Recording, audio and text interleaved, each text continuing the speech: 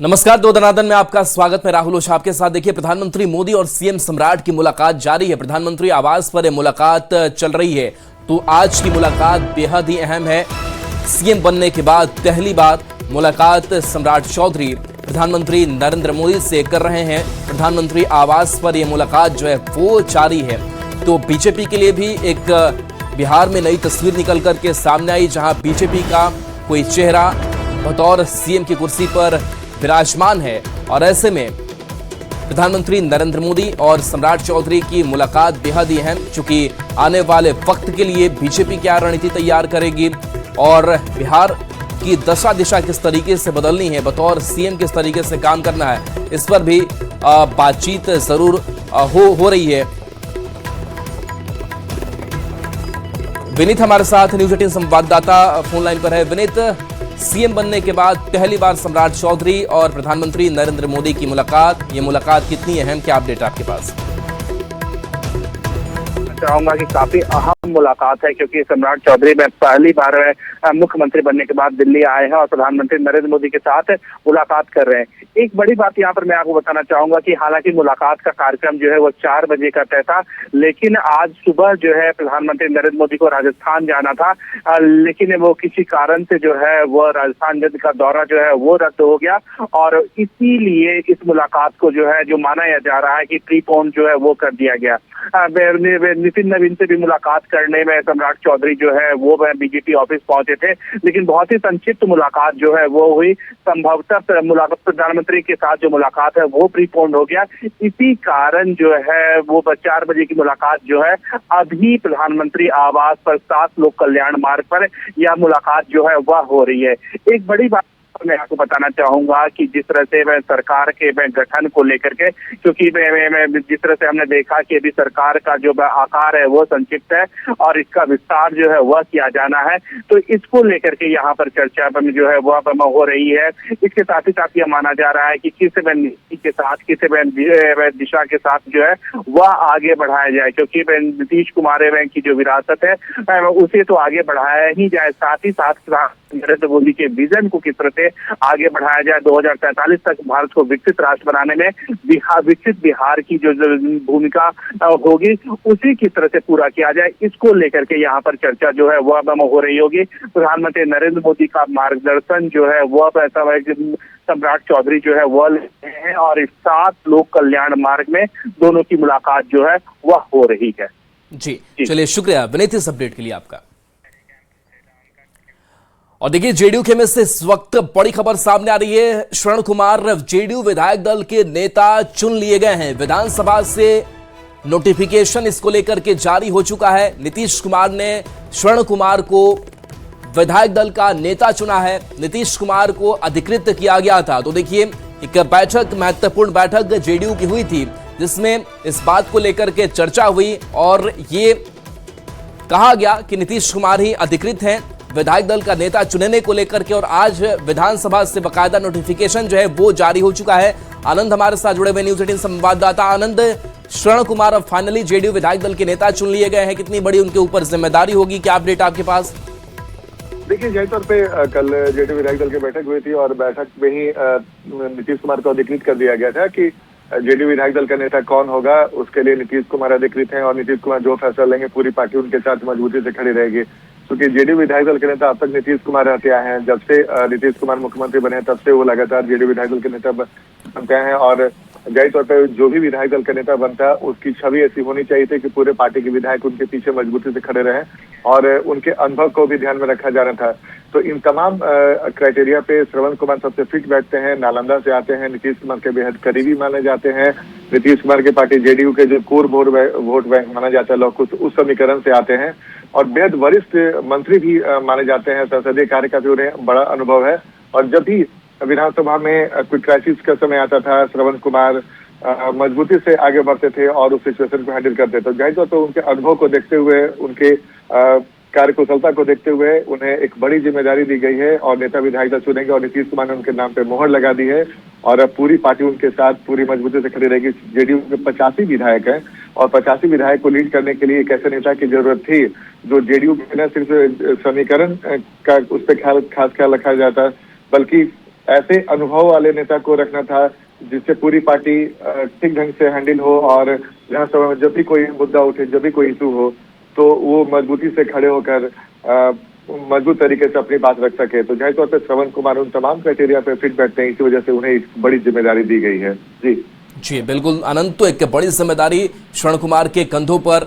बहुत बहुत शुक्रिया अपडेट के लिए। तो नीतीश कुमार ने श्रवण कुमार को विधायक दल का नेता चुना है और बाकायदा इसके लिए विधानसभा से नोटिफिकेशन जो है वो जारी हो चुका है।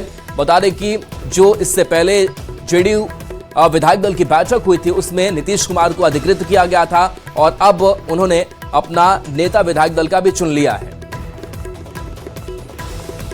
बढ़ते आगे, दिल्ली में सीएम सम्राट चौधरी ने बीजेपी के राष्ट्रीय अध्यक्ष नितिन नवीन से मुलाकात की। सीएम सम्राट बीजेपी मुख्यालय पहुंचे थे जहां उन्होंने बीजेपी अध्यक्ष से मुलाकात की। और बड़ी खबर, राष्ट्र विरोधी गतिविधि के आरोप में 2 लोग गिरफ्तार किए गए हैं। गुजरात एटीएस ने 2 आरोपियों को पकड़ा है। आरोपी सोशल मीडिया पर राष्ट्र विरोधी गतिविधियां कर रहे थे। जांच के दौरान उनके सोशल मीडिया पर कई तरह का साहित्य मिला है। एक आरोपी पाटन का है, दूसरा बिहार का। गजवाए हिंद बनाने की कोशिश कर रहे थे। एसपी ने बयान दिया है। देश में बम धमाके करने की कोशिश भी ये कर रहे थे। दोनों का पाकिस्तान और अफगानिस्तान से संबंध बताया गया है। हथियार जमा करने और हमले करने की साजिश रच रहे थे। आरोपियों के नाम इरफान पठान और मुर्शीद शेख है। दोनों आरोपी एक ही ग्रुप से जुड़े हुए थे। आरोपी इरफान पठान को पाटन से गिरफ्तार किया गया है। तो गुजरात एटीएस की बड़ी कार्रवाई, और इस कार्रवाई में बिहार का रहने वाला जो एक आरोपी है वो भी गिरफ्तार किया गया है। बता दें कि 2 आरोपियों को एटीएस ने पकड़ा है। आरोपी सोशल मीडिया पर राष्ट्र विरोधी गतिविधियों में शामिल थे। जांच के दौरान उनके सोशल मीडिया पर कई तरह का साहित्य मिला है, कई तरीके के पोस्ट मिले हैं। एक आरोपी पाटन का है तो दूसरा बिहार का रहने वाला बताया जा रहा है। नवीन हमारे साथ जुड़े हुए हैं अहमदाबाद से। नवीन, क्या अपडेट है? 2 आरोपियों की गिरफ्तारी, बिहार का भी रहने वाला। देखिए, गुजरात एटीएस ने बिहार के एक शख्स को और गुजरात के एक शख्स को, इस तरह दोनों को पकड़ा है। जिसमें बिहार का जो आरोपी है वो मुर्शीद शेख करके है। वो मुंबई में रह के और दुकान में काम करता था, लेकिन दोनों के ऊपर जो आरोप लगा है वो काफी गंभीर आरोप है। दोनों रेडिकल थे और देश में देश विरोधी गतिविधि करने के लिए प्लानिंग कर रहे थे। ये मुर्शीद जो है वो बेसिक उसके मोबाइल से काफी जो साहित्य मिले हैं जो देश विरोधी साहित्य हैं। खास करके ये लोग ऐसे ग्रुप के साथ जुड़े हुए थे कि जो ग्रुप में आईएसआईएस के लोग, साथ ही जो कट्टर इस्लामिक मानसिकता रखते हैं, ऐसे लोग जुड़े हुए थे। और देश में किस तरह से गजवाए हिंद स्थापित किया जा सके, किस तरह से नुकसान पहुंचाया जा सके, किस तरह से हथियार आए, किस तरह से बॉम्ब बनाया जाए, उसकी ट्रेनिंग कैसे की जाए, वो सारा प्लानिंग ये लोग मोबाइल में कर रहे थे। और इनके पास से काफी चीजें जो मिली, एविडेंस मिला है कि ये लोग काफी सक्रिय थे, रेडिकल थे और दूसरों को, ऐसे दूसरों लोगों को भी ये लोग तलाश कर रहे थे कि जो इनके साथ जुड़ सके। तो कह सकते हैं कि एक बड़ी खबर है कि बिहार का भी इसमें एक बंदा शामिल है जो मुंबई में रह के और नौकरी कर रहा था और बेसिक बिहार का रहने वाला है वो। जी चलिए, शुक्रिया नवीन इस अपडेट के लिए।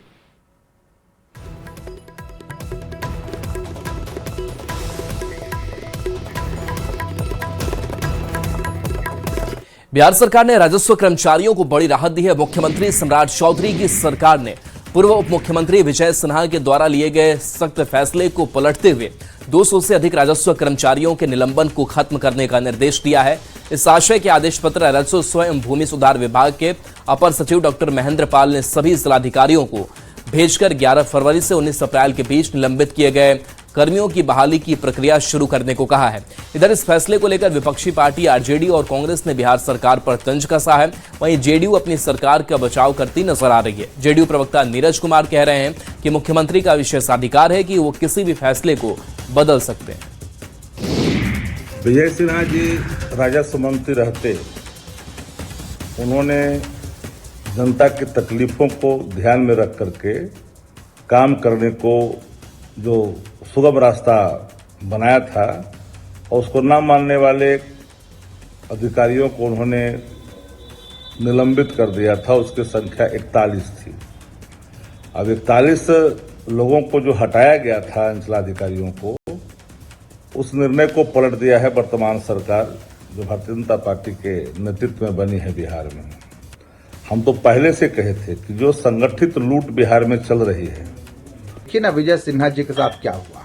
उन्होंने कार्य में कोताही बरतने के आरोप में राजस्व कर्मचारी को और सीईओ को सस्पेंड किया, लेकिन उनके सीनियर बने सम्राट चौधरी जी ने उस सस्पेंशन को हटा दिया।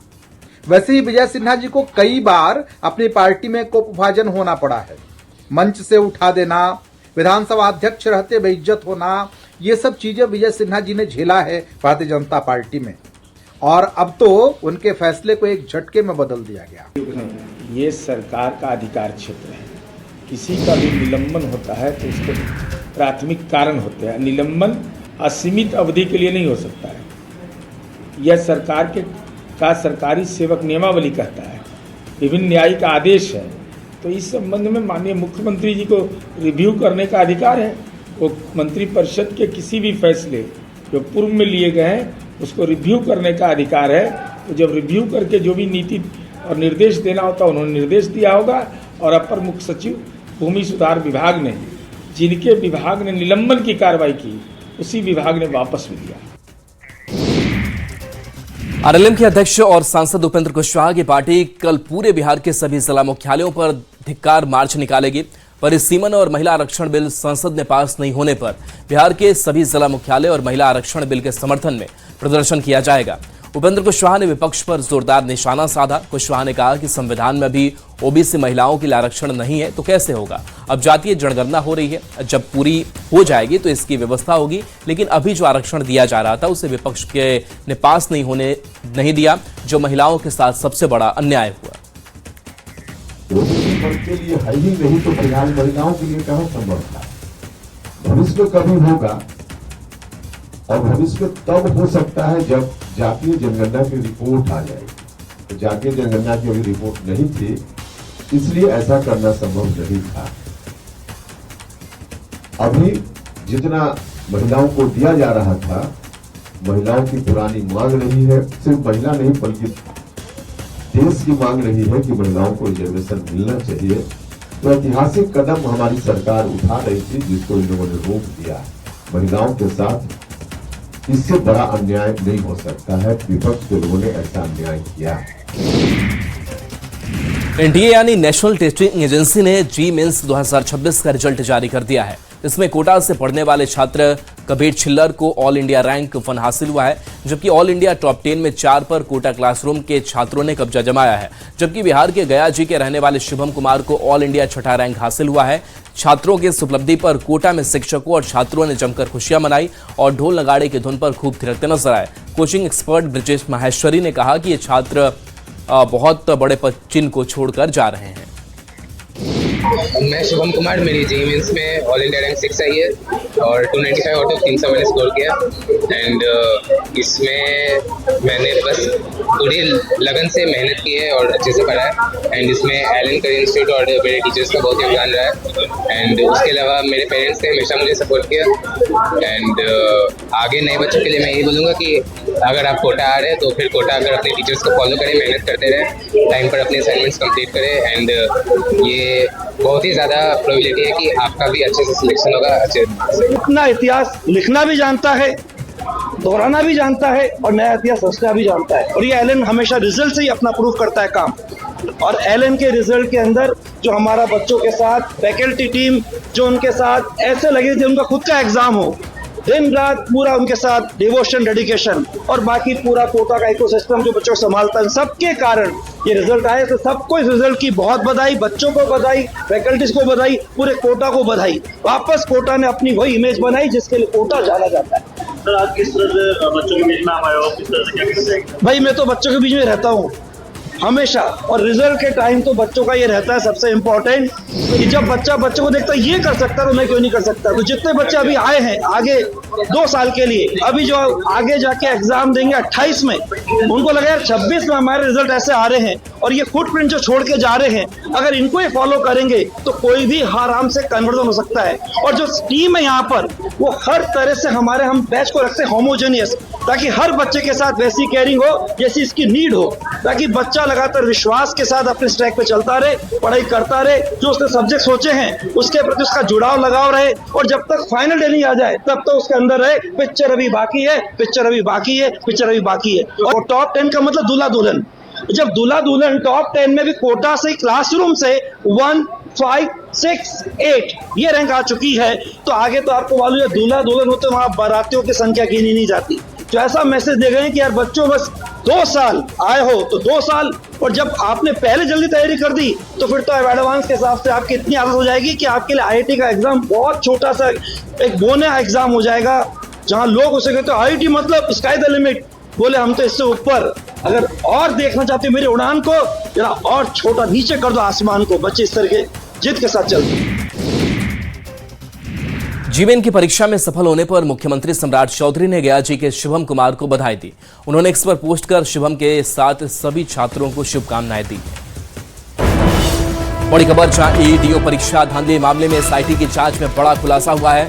ईओयू सूत्रों के हवाले से बड़ी खबर, ब्लैकलिस्टेड कंपनी को ठेका मिला था। मेजर साई एडुकेयर कंपनी को ठेका मिला था। जयपुर से कंपनी का संचालन होता है। एसआईटी अब इस मामले की अभी जांच कर रही है। अमित तो हमारे साथ न्यूज 18 संवाददाता फोन लाइन पर है। अमित, बड़ा खुलासा, ब्लैकलिस्टेड कंपनी का ठेका मेजर साई एडुकेयर को मिला था, क्या जानकारी इस कंपनी के बारे में? देखिए, बिल्कुल ये जो बड़ी गड़बड़ी है वो जो एईडीओ एग्जाम कंडक्ट किया गया बीपीएससी के द्वारा, इस बीपीएससी ने जो है पूरी परीक्षा के लिए Major Sai Educare Private Limited को ठेका दे रखा है, और यही कंपनी जो है वो परीक्षा संचालित करने का काम कर रही थी।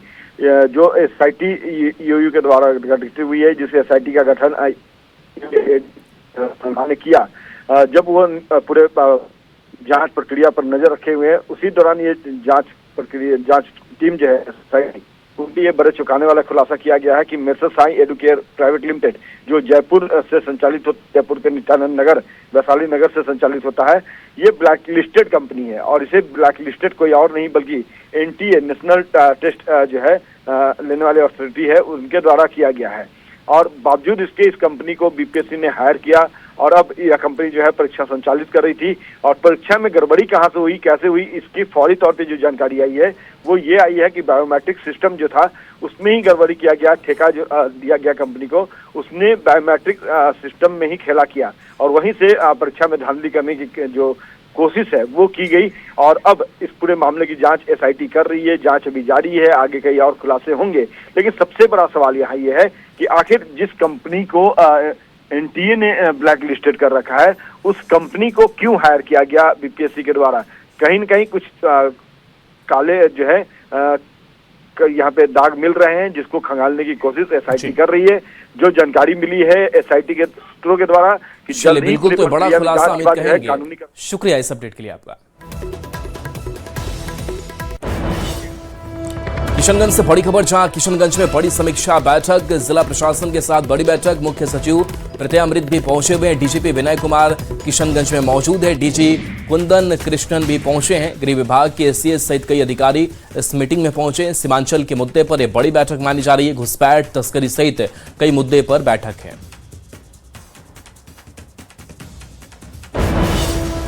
आरा से बड़ी खबर, जहां सदर अस्पताल में बवाल हो गया। मरीज की मौत के बाद बवाल हो गया। सड़क हादसे में घायल 2 लोग हुए थे। एक की मौत के बाद परिजनों का बवाल देखने को मिला। घंटों रणक्षेत्र इमरजेंसी वार्ड बना रहा। जमकर हंगामा हुआ, मारपीट और तोड़फोड़ हुई। इलाज में लापरवाही का आरोप लगाया गया। पुलिस ने लोगों को समझाया। काफी देर बाद माहौल शांत हो सका।